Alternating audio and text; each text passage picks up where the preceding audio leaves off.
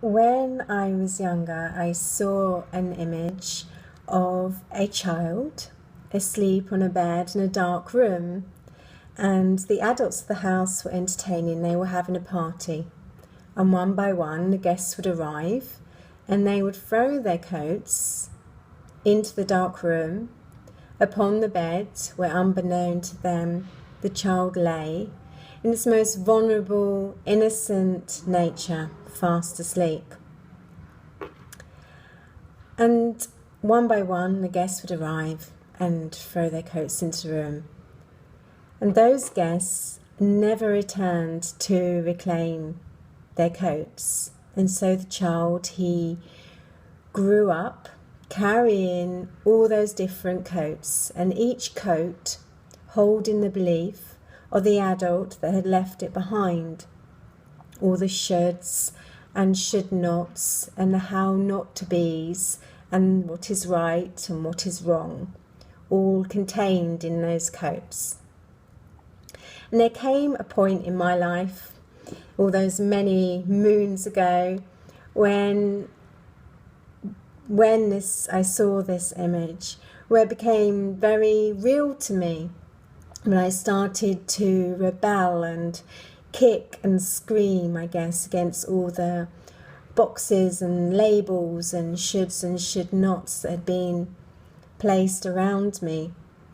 And it really is like that as children. As we grow up, we are told what is good, what is bad, what is good enough, what is not good enough, what is lovable, what is not lovable, what is approved of, what is not approved of, how we should be to be liked, how we should be to be loved, how we should be to fit in, what is appropriate behaviour.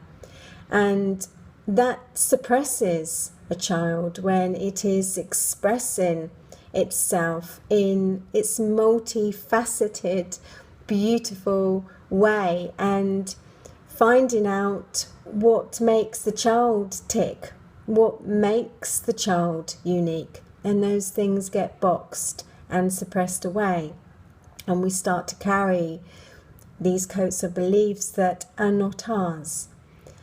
So there comes a point in my life when we have to review these beliefs and place our hand here and ask ourselves, do I really believe that?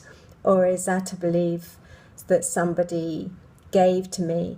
Does that really make me unlovable? Or is that simply what I was told? Does that really make me not good enough?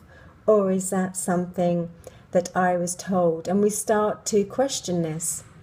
And what I personally found was all those things that were told as naughty, and the naughty girl was actually all the delicious essences and that spark that was my Michelle-ness, that made me me. That naughtiness wasn't naughty, it was creative, it was juicy, it was light, it was fun, it was playful, and had been squashed and squeezed and seen and rejected and seen as unlovable. And we do that to fit into society, we do that to fit into relationships and friendships, and we perform and we place these masks on just to be accepted, because our biggest fear is to not be lovable and to be rejected. And at some point there becomes this time when we are just fed up with the bullshit, and if people cannot love us and approve of us for who we truly are, then they're just not worth being around. And it hurts more not to be yourself than to try to fit in. So my invitation for you today is to be raw, to be vulnerable, to be innocent, to be pure, like the child was before those guests with their coats of belief arrived, and check in and ask yourself these questions so that your life stops being black and white, stops being contained in separate boxes, stops having masks of where to behave and where not to behave in certain situations, and to allow all these things that have been suppressed in you to come up and out and be expressed, because those are the things that make you unique. They're the things that you'll be remembered by. They're the things that make your life delicious and juicy, and they are the things that make you stand out from the crowd. We're not all meant to be the same. We all have this uniqueness, this essence that could only ever be you. And when you let yourself out of those boxes, and when you give back those coats of beliefs, you find that authenticity. You find that real and raw.